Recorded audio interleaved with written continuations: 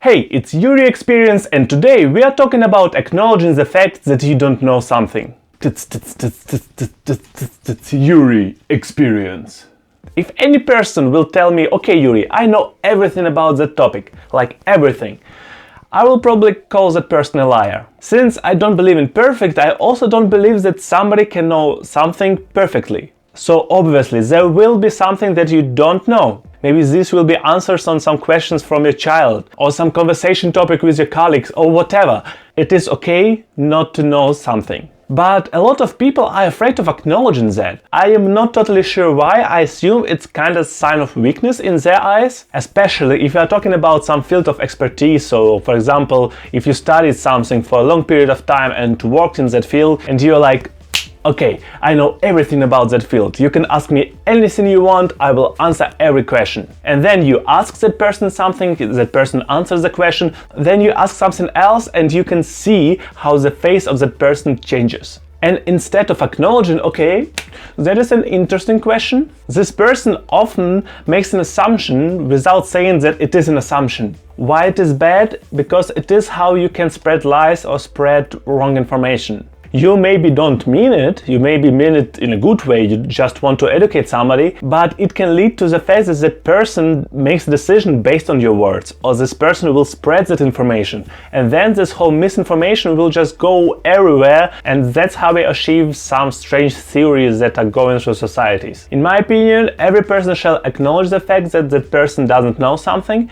and then use it as a trigger to learn it. On a lot of occasions I had discussions with different people and there were situations where we disagreed. And sometimes I just don't have enough arguments to support my opinion. Or another person has a lot of arguments to support their opinion. And in those situations my response is, after the discussion, I will literally go and Google the question and Google my position, Google other person's position. I will either find out more arguments for my position or I will find out where the arguments of other person are wrong. And maybe I am wrong and it is totally fine. I educated myself, I learned something new and that's great. But what a lot of people do, especially in discussions, especially in emotional discussions, they just throw facts, although some of these facts just appeared in their head like right now. I once watched video of a stand-up comedian or just comedian. He was Middle Eastern man and he told a story about his adventures in Middle Eastern shop. I'll probably provide the link to the video in the description if I will find the video. But the point is, this man searched for the elevator, he asked security man, and security man, instead of saying I don't know, he just pointed to some direction, and this guy went there, went back because there was obviously nothing. And when that comedian told security man, okay, there is nothing, he was like, yeah, I know.